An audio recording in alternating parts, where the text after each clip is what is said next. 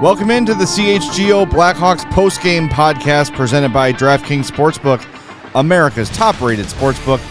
Download the app and use promo code CHGO when you sign up. Well, 7-2, the Winnipeg Jets beat the Blackhawks, and we're going to get to all of it. But before we do, we want to remind everybody watching on YouTube to please smash that like button. We would greatly appreciate that. If you're listening to the podcast, make sure you are subscribed. Don't forget, our Cyber Weekend sale is going on right now. You could save up to 50% in the CHGO locker, and diehards will get an extra 20% on top of that. Last I checked, that's 70%. That's 70%. So go to chgolocker.com. That's practically free. Yeah, and if you're not a diehard, good timing to become one at allchgo.com, because then you can save up to 70% off in the shop. Like we've been telling you, that membership pays for itself with the free shirt from the start, all the discounts to our tailgates, and all these other things. It's absolutely a wonderful deal. So support CHGO and win the holidays with some CHGO merch at the CHGO locker. Yes, I'm putting off talking about this game. Don't judge me. Mario. Yeah, we want to do all our reads now so we can delay it a little bit more. And you have a tradition of cracking the beer early. This is, well, even though it's not a beer. The it's liquid death mountain water. Yeah, this has become my thing, I guess. Yeah, I like it. I look forward to it. After the many losses. That's the good ASMR. Everybody's high quality paying for. H2O. As ooh, there's a big millipede. Look at that thing. Centipede ooh, running across the floor. Ooh, no. Those are good. They kill spiders. They're good. They're assassins. I have a limit in my house. When I see a house centipede, if it's big enough to make a thud when it hits the ground, that's when I kill it. I'm like, you've had your fill of spiders and other bugs. It's time for another one to have a taste. You're too big to be in my house. Anyways, and keep my eye on yeah, that you heard me right. The final score of this one was 7-2, and Mario, as the Jets were just pumping in goals like it was going out of style, I was sort of thinking about, like, okay, how do we change up this show from what the other shows have been? But again, it's the same story. They have to play perfect. If they don't play perfect, they lose. This one was especially bad because every mistake they made ended up in the back of their net. Sometimes they didn't even make a mistake. Yeah. Ended up in the back. You know, Philip Bruce puts a stick out to block a shot, and it goes right over Peter Mrazek's shoulder. It was one of those days where nothing was going right. Again, they were competing for all 60 minutes, finishing their checks. They never quit. They never put their heads down. They never, gave up and just waited for the clock to wear down. But it's a broken record. It's the same thing. And yes, it's a matter of talent, but there are a few things in this one that stood out a little bit. And I think one thing I want to talk about is Peter Mrazek. We haven't talked too much about the goalies this year because, again, they don't have a great defense in front of them, and there's a million excuses built in. But sometimes, just sometimes, when things are really, really going poorly, you just need your goalie to make that huge save to keep you in the game. And we've seen Arvid Soderblom do it.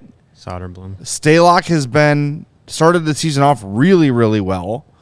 But Mrazek has not really been anything above average. I think at this point you probably would say below average. He's quite below average. Yeah.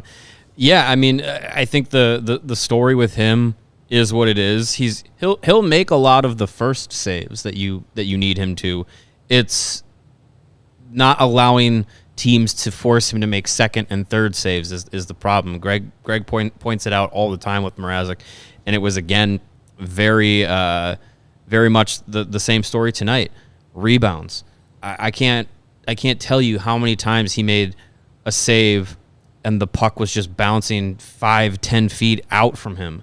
Yeah. Like sometimes you just yes, making those big saves is important, but a goalie being able to absorb the puck or be able to redirect shots to the corners or just away from the center of the ice is something that can make a big difference. And Mrazek, he is what he is. He's an average NHL goalie, and he'll make a couple great saves, and then he'll have games like tonight where it's just the Jets had 44 shots on goal.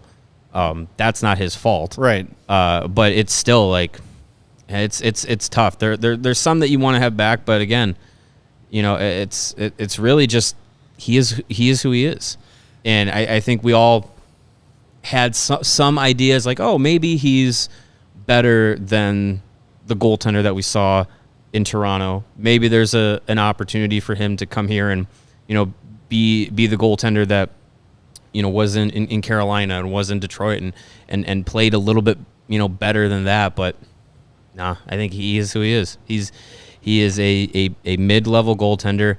Alex Stalock, who at morning skate today was a lot more active than we've seen him in recent weeks. Looks like he's getting closer to a return. So that'll likely send Arvid Soderblom back to the Rockford Ice Hogs, which is good and bad. But he's happy. Well, I mean, it's good for him because if you've been paying attention to the Rockford Ice Hogs, which you probably should be, their offense has been clicking.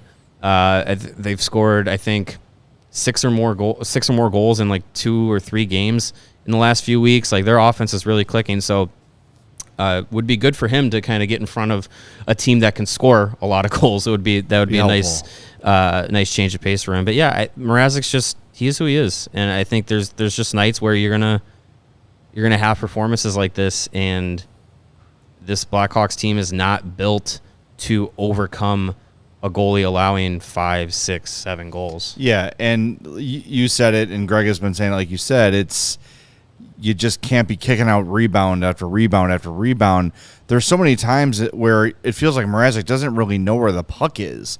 And the first goal the Jets scored, and I lost track, I had to go back on my notes and find which one it was, he was just kind of flailing around in the crease, hoping that he would guess right, and the puck would hit him. He had no idea where the puck was. He was diving to his right, sticking his paddle out, and the goal was scored on the other side of the net. I remember what you're telling me. Yeah. And look, of course it's going to happen from time to time, but he's just got no clue where the puck is sometimes. And our friend Region Rev said it well. Like, most nights it's not on him, but tonight I think you can lay a lot of the blame for this loss at Peter Mrazek. There were goals scored where they looked like routine plays. Like, you and I and Greg have been watching hockey for a long time, and you just kind of get used to knowing, like, this looks like a goal is coming. Yeah. There were 3 or 4 in this one where you're like, whoa, that's in the back of the net. That was quick. Mm-hmm. And, yeah, you give the Jets some credit for getting some quick shots off, being accurate with their shooting and all those things. Of course,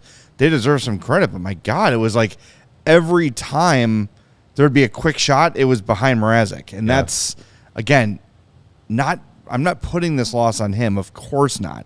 Again, you face 44 shots. Your team defense has to be criticized. Tonight was a team loss. Of course. Yeah. But now and again, just make that big save and stop the bleeding and allow your teammates to exhale a little bit.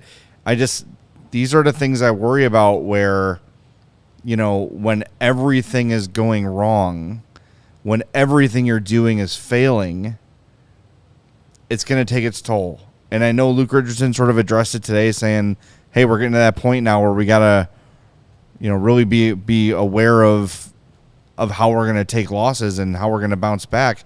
They had a good bounce back after the Dallas game, right? They looked better against Montreal. Still a loss, an overtime loss, but they didn't fold the tents. Here's another big test. A 7-2 loss on home ice in front of a decent crowd. These things just keep piling up, and it's really, really tough. And it's not going to get easier because your next game is Wednesday night with the Oilers, McDavid, Draisaitl coming into town.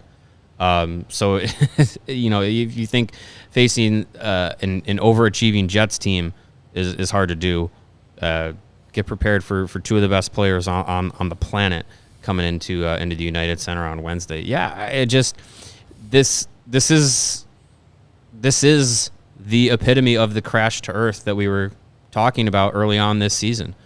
In the last month's worth of time, they have 2 wins, one of which was in regulation against the Ducks, and 13 losses. And they've lost 7 in a row. This is where the team. This is what this team is. This is how they were built. Jujhar Khaira on the power play. That's how they were built. These are the results that I think a lot of people were expecting, and we're in it now. Now the team, it's down to them to see how they respond to it, because early on in the season, you have a game against Colorado, you're expected to get the doors blown off. Yeah, you lose, what was it, 5-2? 5-2. 5-2 loss, but it didn't feel like a 5-2 loss. And then, you're right there with Vegas in the next game, and then you win in San Jose to end the season opening road trip, and you're feeling a little bit, good about the Blackhawks. Yeah. They didn't get, canned in the first 3 games of the season. 4 in a row this year. Yeah, they were 4-2 at one point.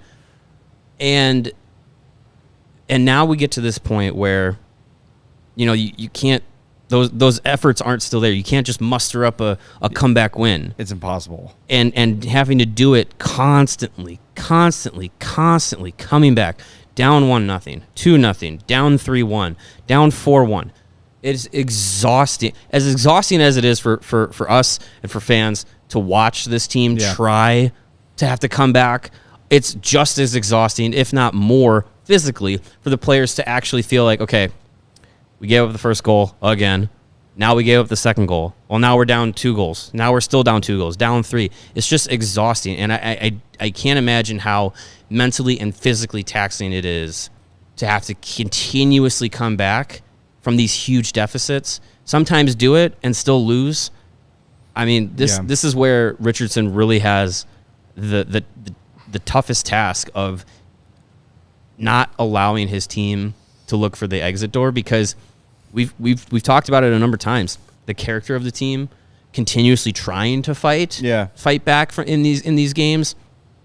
I worry, and like you've mentioned, I worry about the opportunity for players to start looking for the exit door during games when the season starts rolling like this, and if it continues to roll like this. It's tough. I was listening to Patrick Manley actually today after the Bears game, and I know it's not the same thing, but he got a call from a listener who said, when you're a player and things are not going well, like, do you start to, and it's like a rebuild and all those sort of things, do you start to think about, like, oh, well, maybe a loss is better for us because we'll have a better pick next year?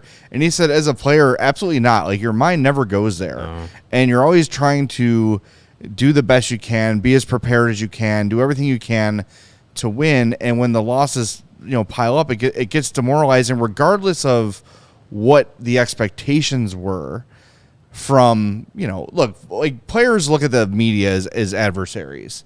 They always do. It's like, because the media's job is to predict what will happen before it does. Right. So players see that as like, oh, they're doubting us and it's us against the world. We heard it from Mackenzie Entwistle before the game 1 in Colorado. He was saying, like, we hear it, we don't believe it. We think we're good and we're going to go out and prove that we're good. Now reality is starting to sink in with these guys of, oh my God, like, no matter what we do, we just can't muster up a win. And it's really, really tough. And I think we've been saying this a lot, and there's a couple other things I want to focus on in this game specifically before we do more big picture stuff. If you're one of the people that hates Seth Jones, this was a good night for you. A really brutal sequence for him on the power play. Can't corral a not a great pass, but a pass he should be able to contain. Whiffs on it, then goes and takes a penalty at the other end. It just was not a great night for Seth Jones, who played 22 minutes and finished on -3. He had two shots and 3 more shot attempts, but just a tough one. Overall, yes, he certainly makes the team better, but if you're trying to build a low-light tape for your case against Seth Jones, that sequence specifically was really, really tough. Remember, he's playing with a splint. He's probably still learning how to navigate that, what works, what doesn't with his hands. So if you see him get caught off or whiff on a shot, that could explain it a little bit. Yeah. The other thing I really didn't like, what is Reese Johnson doing? Taking bad penalties. I don't understand what the purpose of that was. You're getting your ass kicked. You go, start fighting with a guy who had absolutely nothing out of the ordinary, and minutes later, the Jets score. It was less than a minute later the Jets score a power play goal. Ensuing power play. Because he just took a penalty for that. It was like Reese Johnson just wanted to take a penalty. It's the second time I can remember that he's done that. Maybe the second time in this losing streak that he's done that, where game's out of reach late in the game, and he just comes in, not even necessarily a little scrum or scuffle that was his own, just comes in and throws a punch. And look, I get it. You're getting your ass handed to you continuously, and you want to have. We were watching the game here at the studio, the third period, and there was a play where the Jets crash the net, crash into Mrazek. There's a scuffle and scrum, and I said to Steven, I said, look, I'm a guy who believes fighting is going to come out of the NHL in my lifetime, but can we have someone throw some hands for that kind of play? Show a little bit of fight when your goalie gets run, and I'm thankful that they, Connor Murphy put a Jets player in a headlock. Yep. Great. That's that's the kind of response you want to see in that environment and at that time. Late in the third period, you're down 6-2, and you're going in just to try and clock a guy for no reason. There was nothing there. Unless there was something that happened between those two players, between Reese Johnson and Saku Malanainen. Lighting up the Hawks tonight, by the way. Yeah, 2 goals for him. Unless there was something that happened earlier in the game that he was trying to get some late, cheap payback for, even that is a dumb excuse, but at least it's a reason. But if he had no reason just to jump in there and I'm just going to try and clock this guy, it's stupid.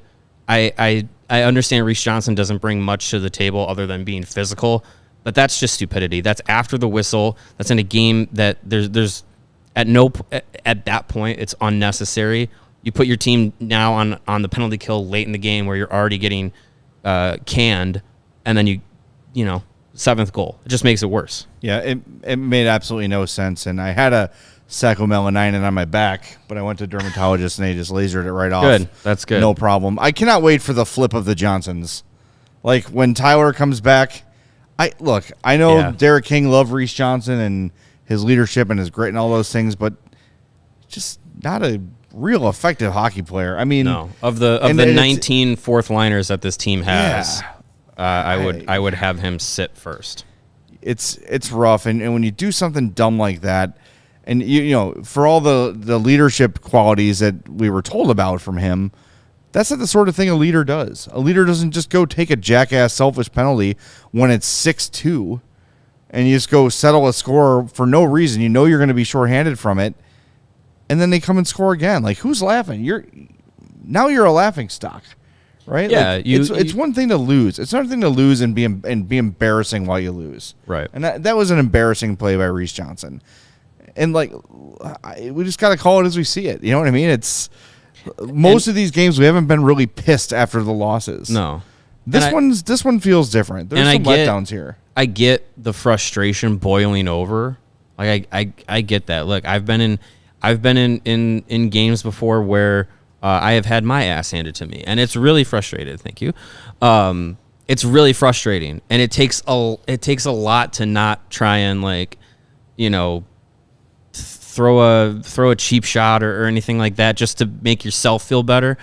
But you have to be able to control that, not to put your team into bad positions. And like you said, it makes you look worse in a game where you're already losing 6-2. It's just not the right play at the right time. And yeah, I think hopefully Tyler Johnson is getting closer to returning. It looked like he was getting closer, and then I don't know if he tweaked something or just something wasn't feeling right a couple of days ago at a practice, and he was held out of practice. So we'll see what happens with that. But yeah, one of those guys down the lineup sheet that had a decent game, or at least a decent moment in the game, Jujhar Khaira. Yeah, first career power play goal. Props to him. It's probably the first time in his career he's been in a power play, but sure. I feel like only this season is when he's started getting power play minutes. And look, I saw a number of people on the interwebs saying, kind of at the expense of Khaira being on the power play, why is he there? All this stuff. It's like, it's by design. Who else is going to do it? It's by design. Like, if it's not Jujhar Khaira, it's Jason Dickinson. If it's not him, it's Mackenzie Amwis is already there. It's Colin Blackwell. It's by design that players like Jujhar Khaira are going to be getting power play minutes. And at this point in the season, as much as we all want to see it, there's really no point in Lukas Reichel being here. No. And if like I said before, if you've been pay attention to the Ice Hogs, he is one of the players there that is leading the offensive charge, and that is, again, by design, what he should be doing. So Khaira on the power play, it is what it is. He made the most of his opportunity. Good on him. One of the few bright spots of tonight. And there were a few. And Khaira, Khaira's just a pro. He just goes out there and does what he's supposed to do. He keeps the game simple. He's typically not going to go take a dumbass penalty, but he plays physically. He finishes his checks when they're there. I just like him being in the locker room as often as we are. You get to kind of see he's got kind of a calm demeanor. Not in a shy way, but just kind of goes about his business, sets a tone. He's a veteran, he's a role player. Yeah, but he plays his role well, and I can see him. I don't know. Maybe that's another guy who, as the deadline approaches, could bring something back to the Hawks, because teams are always looking to get grittier, looking to get somebody who can play. I don't want to say up and down the lineup, but in a pinch, he could do some more than just plugging, checking sort of stuff. But I thought he had a good game. I thought Philip Kurashev had a nice game, making some things happen. Ended the game with a pair of assists. Yeah, a pair of assists, couple good effort plays from him. Led the team with 4 shots on goal as well. Yeah, he was noticeable in good ways tonight on a team that not many bright spots. Yeah, I'm kind of liking the way that they've been together for a while, but it's starting to feel like they're starting to figure each other out a little bit. Raddysh has been more effective. Is it goals in 2 consecutive games? He scored last game. Yes, too, right? He did. Mm-hmm. He's starting to find his way a little bit. So pretty pleased with that. I do like one thing where, Richardson kind of keeps the lines together. You don't see him panicking and shuffling a whole bunch. Yeah, that bottom 6 is interchangeable. Yeah. Kind of, but your top 6 has been pretty static since Tyler Johnson went down, and they're the only ones really producing anything on the team. Yeah, because they're the only ones that really can. But I kind of like how that Raddysh and Kurashev and Taves line is starting to figure each other out. Again, we have to remember that we're not in the mindset of it's not a video game where you just plug guys in and they automatically play well together. They got to figure out tendencies. They've got to figure out what makes each other tick. Yeah. And that line is starting to come together a little bit. They've been pretty effective. Well, even the NHL game now has line synergy. So yes, they do. It does a little bit like a video game. A little bit. And Nate brings up another player, Jake McCabe, only player with a point and a plus at the end of the day. Well, Jake McCabe was a +1. That dude is just a warrior. I like watching Jake McCabe play. He's a tough guy. Tough physically. You talk about guys that just go out there and do their damn job. That's Jake McCabe, and I think he's a better player than he gets credit for. We were really excited last year when he signed as a free agent coming off that injury. Never really found himself. Then had the spinal surgery in the offseason and came back quick and has quickly been one of the Hawks' best and most reliable players. So I love me some Jake McCabe. And I don't know if that's someone they're also going to look to flip at the deadline. But at some point, you've got to have you got to have players on the team. Right. You have to have, veterans. You have to have guys that can speak up in a locker room, guys that can, be pros. And I know they're all pros, but to be some sort of example setter. They only have, they have a number of those guys right now. Most of them are trade targets. Yeah. So you have to have some of those guys stick around, not only through the entirety of this season. Players like that, they're going to be necessary next season, and beyond.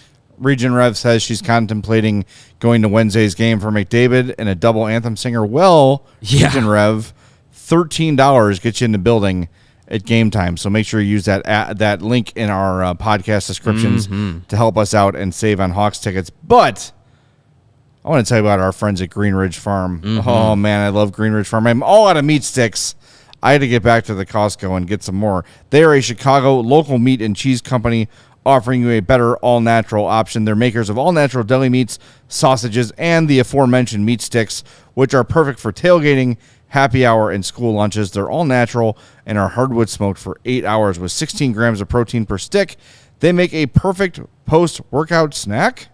Meat sticks come in chicken, Black Forest beef, and flavors like jalapeno cheddar and spicy chili. If you haven't tried them yet, you don't know what you're missing. Again, they're all natural, and you can find them in the refrigerated section at Costco, Sam's Club, or in your local Chicagoland grocery store. Right now, when you order any 3 meat products at greenridgefarm.com and include a pack of meat sticks in your cart, those meat sticks will be free simply by using the code CHGO at checkout. Green Ridge Farm, simply natural meat. And if you're out there taking in the last few days of the season where you can still grill outside, sun was shining this weekend, get yourself a pair of Shady Rays sunglasses from our friends at Shady Rays at a quality or high quality at a quality price. They never understood why sunglasses were so expensive, so they set out to change it. You don't have to break the bank for quality sunglasses because our friends at Shady Rays have you covered. They are premium polarized shades featuring world-class optical clarity, substantial durability, and styles catered to everyone and every lifestyle. The best part about Shady Rays, they have the most insane protection program in all of eyewear. Lost or broken, they will replace your Shady Rays.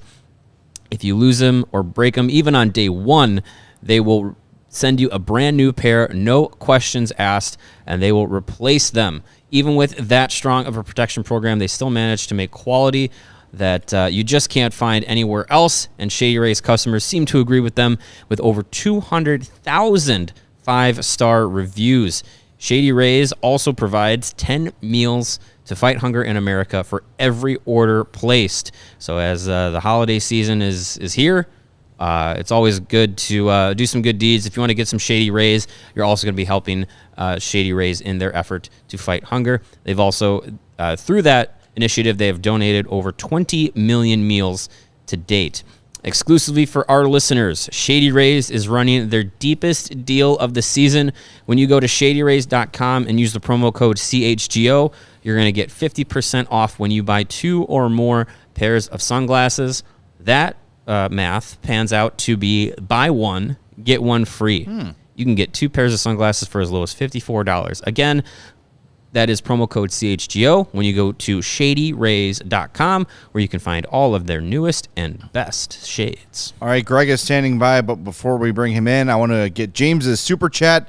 He sends a $2 super chat saying 2 words, Boys Club. I don't know what that means, but thank you very much, James, for the super chat. We appreciate it. We appreciate you being part of the show. Let's go out to the United Center and bring in our buddy, our friend, Greg Boysen. What's up, Greg? Hey, I'm thrilled to be in the boys club right now. Really? What's going on up there? I don't know. Sounds fun. Sounds better than having to watch a 7-2 loss. Yeah, that's true. That's true. How did Luke spin this one? Well, actually, if I can set this one up, I peeked at Twitter here. Greg, was this an interesting locker room availability today, or was it played up a little bit?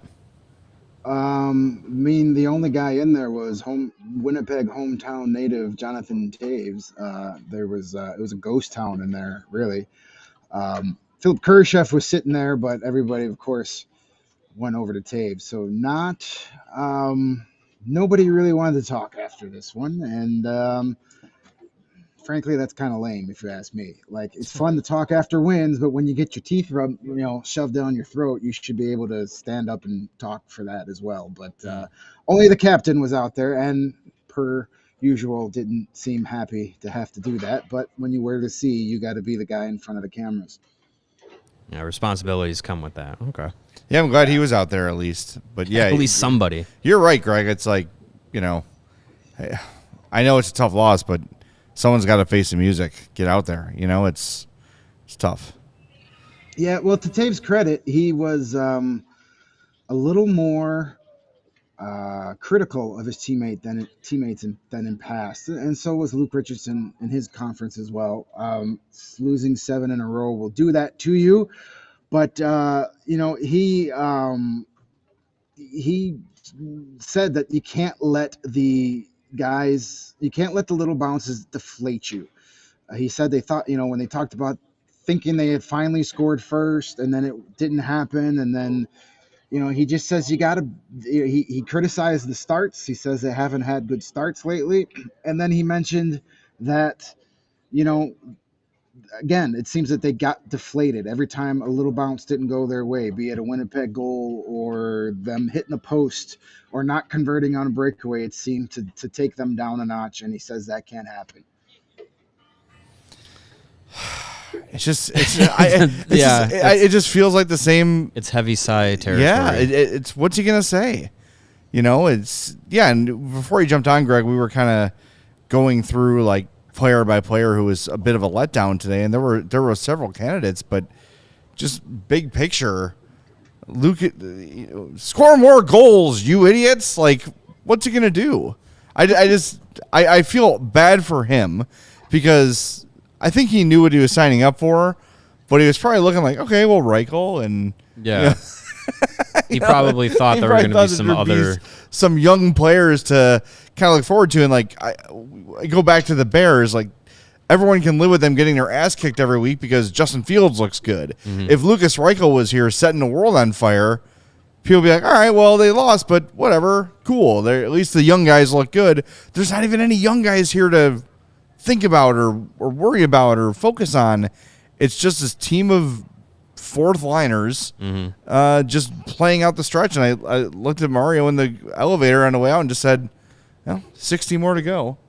And that's just how it feels. It's tough. And I feel bad for Luke having to come out there every night and just say, the effort was there, but the result wasn't, or the effort wasn't as good tonight, but hopefully we bounce back. What's he gonna say? It's really, really tough. It's I'm just sort of at a loss as to what more to say or to ask. He can't. I saw someone in the chat say, "Is it time for a players only meeting?" To do what? I don't like. Again, for the most part, they're playing hard. They haven't quit. They haven't given up. Even in this game, it's 7-2, and they're still skating hard, finishing checks, trying to score. They're doing the best they can. As a whole, right? Of course, there's going to be those momentary F-ups and lapses and all those sort of things. But the team as a whole is competing and playing hard. It's not like they've quit. And that's like a players-only meeting is when you see your team showing signs of quitting or giving up or growing frustrated. Maybe it's a frustration thing. But I don't know. We're in there all the time. We're in the locker room. We're at practice, morning skates, all those things. And it just doesn't seem like yet that the team is that depressed about it. Maybe they just kind of understand that it is what it is, and for them to win, they're going to have to play their asses off, and Davidson's built a team of guys willing to do that, I guess. I don't know. I didn't really ask a question, but I just kind of talking it out here. It's like our therapy session. No, yeah, I agree. I think there has to be a point where these guys are professionals, and they're going to have to take it upon themselves to respond in the moment, because for a lot of them, almost all of them, their long-term future isn't with this team. And they have to make the most of it now, whether that means trying to earn a spot with this Blackhawks team or earn their way to a better situation. At some point, they're going to have to do something to respond. It's a 7-game losing streak. It's the same story over and over. Losing early, having to fight back, having to make a comeback. When they do, they're not able to hold the tie or the lead if they get it. They're going to have to do something to change it. And a lot of, you can throw out all the cliches you want, but sometimes you just got to look in the mirror, look around the room, and figure something out. Figure it out, as they say on the old Letterkenny's. Yeah. Well, listen, of all the things that are wrong with this team right now, I don't think you can pin much of it on Luke Richardson. What is he supposed to do with a roster that is basically Patrick Kane, Jonathan Taves, and then a bunch of guys that all do the same thing, and none of it is scoring goals at 5-on-5. So, he was asked post game, what do you do when the losses start piling up? Do you lay into the guys? Do you change? He says, I'm just consistent. I'm not going to change anything from how I do when we win to when we lose. I'm going to show them the bad things. I'm going to show them the good things. And we're just going to keep working on trying to clean things up. That's all he can really do. There's no help coming anywhere. There's no superstars just waiting to come into this lineup. It is what it is. It was built this way. This is exactly what it's supposed to be. I think Luke is using this season as a way to get, some experience, learn to coach through adversity. He's definitely getting plenty of that now. He mentioned today, he was a little more critical than usual. Usually he's this beacon of positivity. And, tonight he was a little more on just like the team's overall awareness pretty much stinks, especially defensively, that they've allowed too many easy, soft goals. They don't get back in transition. Guys aren't aware of when a guy leaves his area that he's got to float and cover it. Things like that. Mentioning that they've left too many soft spots on the ice, and it's loud. You can't do that with guys like Mark Scheifele and Kyle Connor on the ice, because they're going to kill you, and that's what happened tonight. So he sees what we're seeing, but I mean, for everybody that wants to say he's not doing a good job coaching, well, what would you do differently that would make this a winning team? That's the thing. And there are people in the chat with criticisms for him and criticisms for Davidson, and it's like, look at the roster. Look at the roster. You can't just will victories out of crap. It is a crap roster. Patrick Kane leads the team with 16 points. Josh Morrissey has 19 assists for the Jets. Mm-hmm. Like, he's one of their many good players. Like, it just is what it is. They don't have the weapons. And for the people that are being critical of Kyle Davidson, it's a rebuild. They tried for years and years and years and years to do the retooling, rebuilding on the fly, sign the veterans. It doesn't work. It hasn't worked.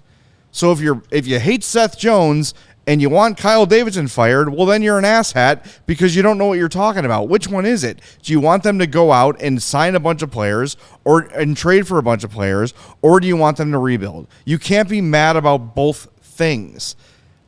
This is the only way out of this. And I know it's painful and I know it sucks, but you could put Scotty Bowman back there in his prime. I can say that name, by the way. You could put him out there in his prime, and the Hawks are going to look pretty much the same as they look right now. Yep. Maybe an extra point here or there. Maybe. Sure. Right? Because there's still some things that Luke is learning on the job. Of course. He's a first-year head coach. And if you expect perfection, that's ridiculous. It's a guy who's it's his first time head coaching. So, of course, there's going to be a learning curve. But now is the time for the learning curve. But overall, when one of your best forwards is Jason Dickinson, Show of hands in the chat. How many people before this season, before Jason Dickinson got traded to the Hawks, knew who the hell Jason Dickinson was? You may have seen him around and remembered as an opponent, but come on, you know what I mean? It's like, come on. There's no. I would just love to hear, instead of a fire this guy or this guy sucks, a solution. And if you don't have a solution, keep it to yourself. Because if you got a better answer, for the love of God, let us know, and we'll relay the message to the Blackhawks. But this is so overdue. And if you didn't know this season was going to suck, I don't know what to tell you. This is exactly what is going to look like. It's exactly what most people kind of want it to look like. Yes, after the games, it's tough because they just got their asses handed to them. But this is what they signed up for. It's what we signed up for. And at the end of this, hopefully, it's going to all be worth it. Because this is the only way out of what they're in right now. There's no other way out of it. Guys, I'm gonna make it. Go ahead, Greg. Mario. I'm just gonna say I'm not one to feed the trolls quite often, but if you're in a public chat saying that Kyle Davidson is a clown, that is some world-class self-projection right there, my friend. Yeah. I'm gonna make a quick point. I'm just going to read out this stat line. 24 games played, 22 goals, 31 assists, 53 points, 23-game point streak, 85 goals in 101 career games, 181 points in 101 career games. You guys know who that is? Sam Lafferty. No. It is Connor Bedard in the WHL. Folks, that's the goal. That is the reason that we are here right now at 6-11-4 with this Blackhawks team. Sounds right. That's the reason we're here. That is the plan. And if it's not Connor Bedard, it's Adam Fantilli, who up until this last week was leading the NCAA in points as an 18-year-old. Like, that's the plan.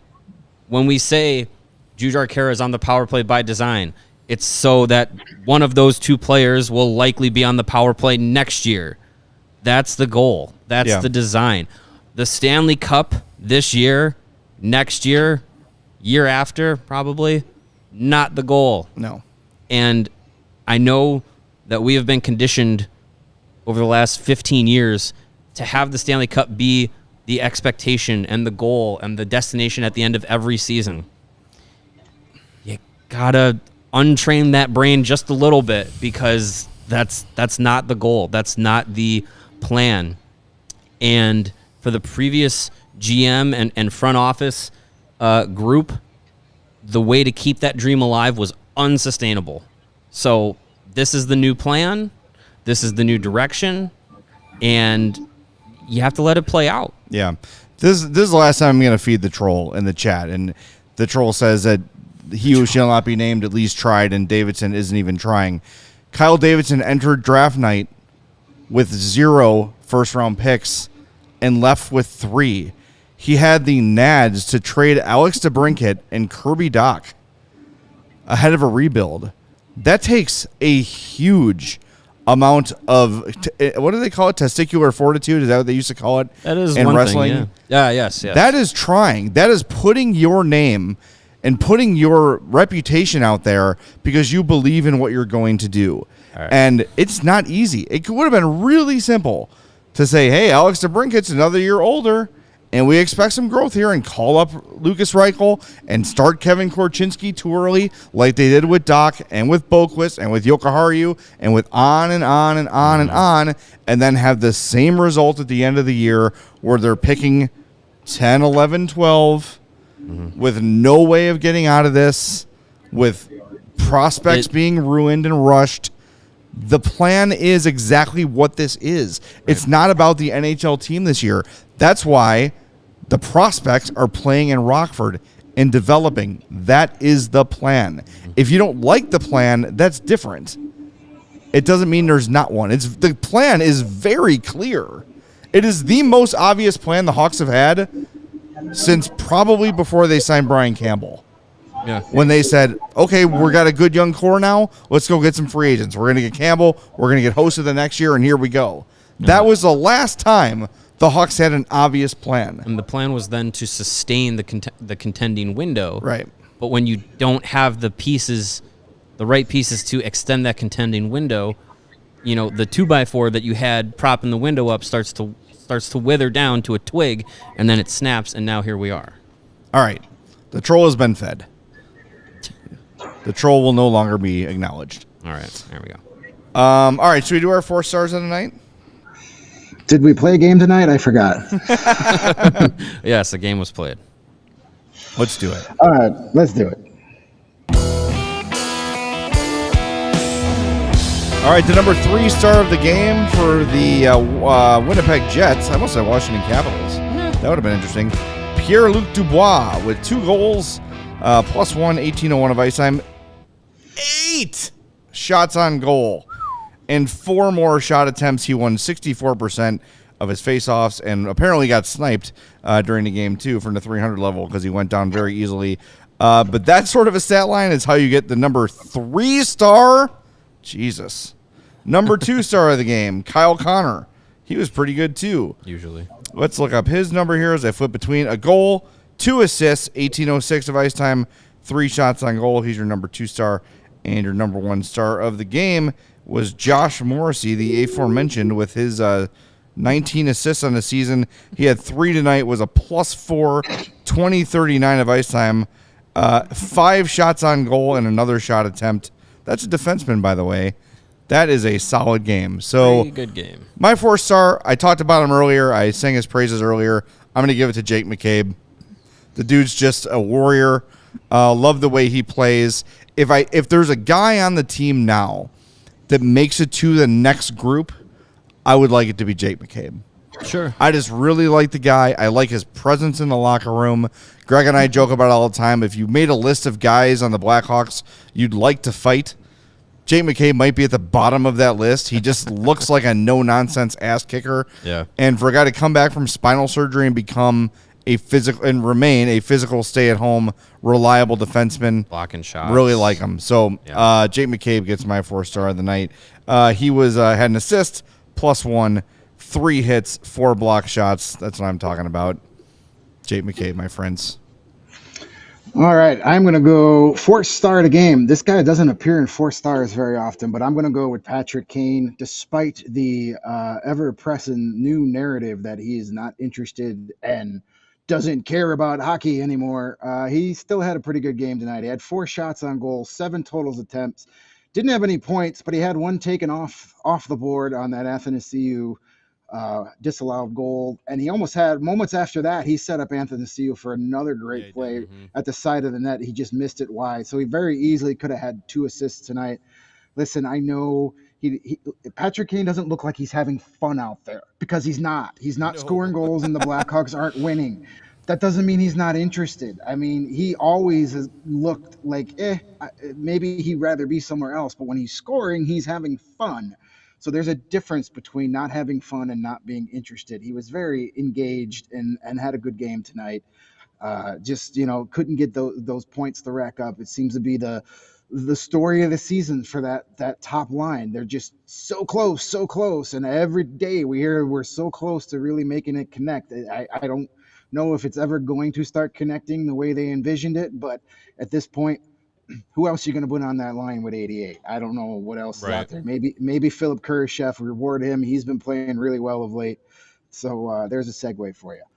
Yeah, appreciate that.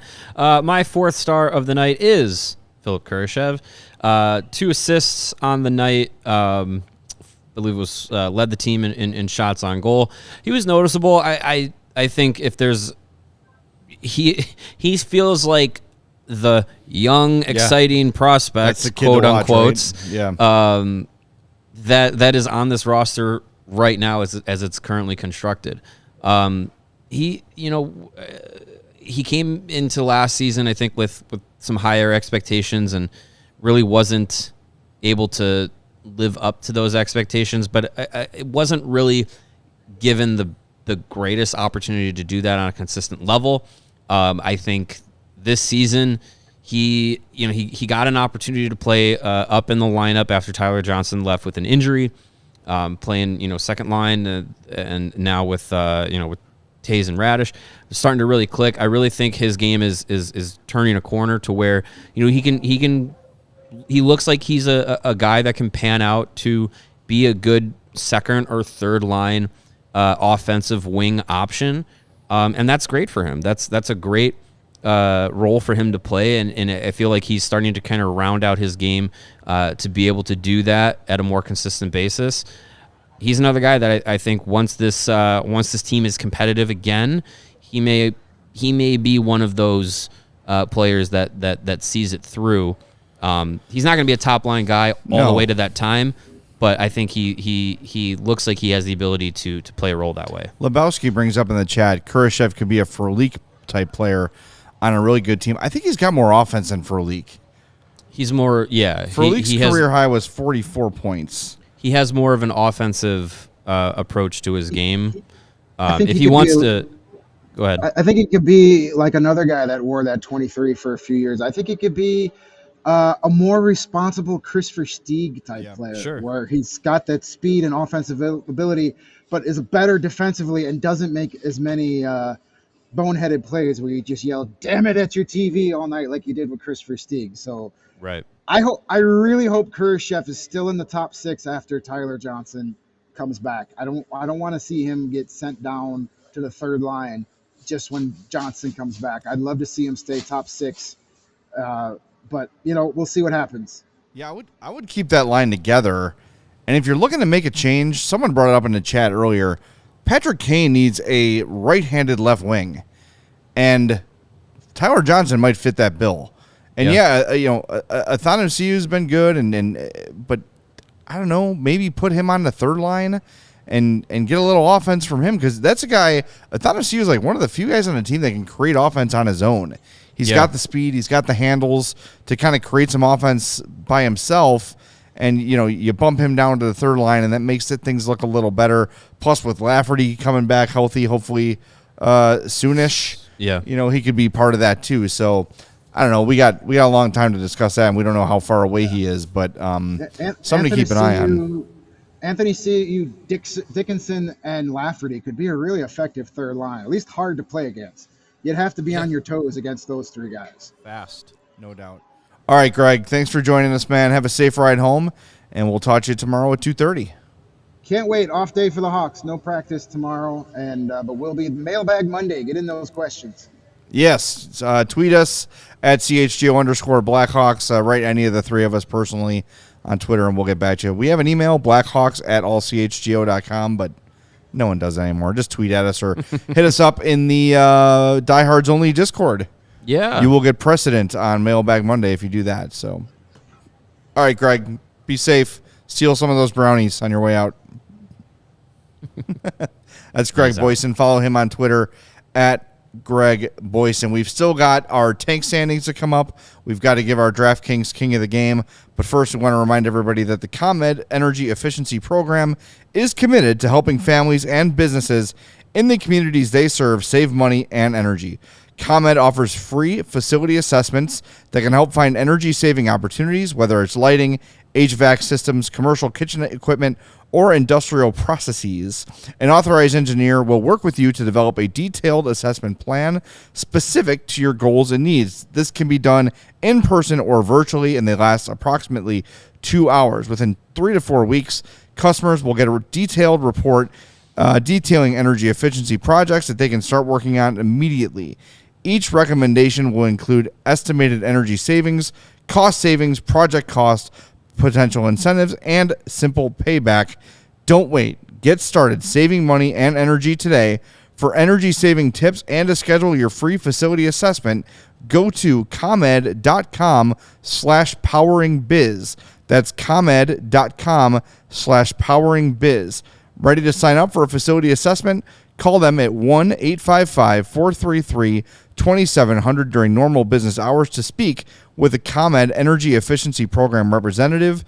Email businessee@comed.com or request an assessment online on their website at comed.com/facility assessment. And if you're into saving money and looking good while on the golf course, go over to our friends at Pins and Aces and get yourself some of the best golf apparel out on the market. That is Pins and Aces, the official golf apparel partner of CHGO and the presenting sponsor of the Big Drive Energy podcast on the All City Network. They are the best at putting out great golf apparel, and they're going to have you looking good out on the golf course. Probably not in the Chicagoland area right now because it is getting way too cold for me to be on the golf course. But if you like to take a trip down to Florida, like my dad does, to go golfing, get yourself some Pins and Aces. Get those polos, hats, get your golf bags, all from Pins and Aces. And they have the fan favorite beer sleeve, the product that goes right into your bag and can store up to 7 of your favorite drinks right inside the bag. Keep them cold the entire round. Be sure to go to pinsandaces.com, and when you do, use the promo code CHGO and get 15% off of your first order. But that's not it. When you use the promo code CHGO, you're also going to get free shipping on that order. Again, that's pinsandaces.com for the best in golf apparel and accessories. All right, now it is time to assign our DraftKings Sportsbook King of the Game. We're going to give it tonight to Jujhar Khaira. Yeah. Power play goal, 15:58 of ice time, 3 shots on goal, another shot attempt, credited with 1 hit. He did more than that, and 2 block shots. Just a solid Jujhar Khaira type game. And when you score on the power play and you're that kind of player, you get special recognition, and he deserves it because I just really like him. He's a guy that I dig him. He's not a perfect hockey player by any means, but most NHL teams would be happy to have a Jujhar Khaira in their system. And hockey fans, light the lamp this winter with DraftKings Sportsbook, an official sports betting partner of the NHL. New customers can bet just $5 pregame money line on any NHL team to win their game and get $150 back in free bets if they do. If that wasn't enough, you can turn small bets into bigger payouts with same-game parlays. Combine multiple bets like which team will win, how many goals will be scored, who's going to score first. Cash out on that one tonight. The Blackhawks. And more for your shot at an even bigger payout. Download the DraftKings Sportsbook app now. Use the promo code CHGO. Bet $5 on any NHL team to win their game and get $150 in free bets if they do, only at DraftKings Sportsbook with code CHGO. Minimum age and eligibility restrictions apply. See the show notes for details. And we just had a couple games wrap up in the NHL, so we have are we fully updated here? We are fully updated. All right, fully updated take standings. Thanks to Steven for the hustle on this. Let's get them. Turn on the tank. What the sound tanks make when they turn on? All right, so here we go. It's on your screen right now. The NHL tank standings still in the lead. Anaheim with 13 points in 22 games. The Lebowski points out in the chat that it's embarrassing for the Ducks players considering they already have cornerstones on the roster. Yeah, Zegras and McTavish, 2 guys who are going to be studs for a long time, are already on the team, and they're that bad. 6, 15, and 1. Second in the tank standings, Alex DeBrincat and the Ottawa Senators with 15 points in 20 games. They're 7, 12, and 1. Columbus with an identical record in point total. The Blackhawks now 4th in the tank standings, 16 points in 21 games. They're 6, 11, and 4. And the Arizona Coyotes 7, 10, and 3 with 17 points. They're 5th in the tank standings. So basically, I don't know. The teams we thought were going to be really bad, like the Hawks and Coyotes, are still in there. But some of the other ones are a bit surprising. The Ducks, the Blue Jackets, the Senators, all had some decent expectations this year. I would have thought, I think when we were talking at the beginning of the season, I think a lot of people were high on the Ducks, myself included. I thought that they would be not flirting with the draft lottery, but flirting with the playoff picture. Yeah. The Sens also, I felt like they would be closer to the playoffs than they would be to the bottom of the standings. But I mean, those are teams that are still flawed, and clearly those flaws are hurting them. And Sens play in LA tonight, so it's a late start. It's about to start, yeah. So go Senators. Try and get an upset of those Kings. That would be helpful. That'd be helpful. But I mean, look, like has been the theme for most of today's show. The plan is to be at this place in the standings at this point in the season.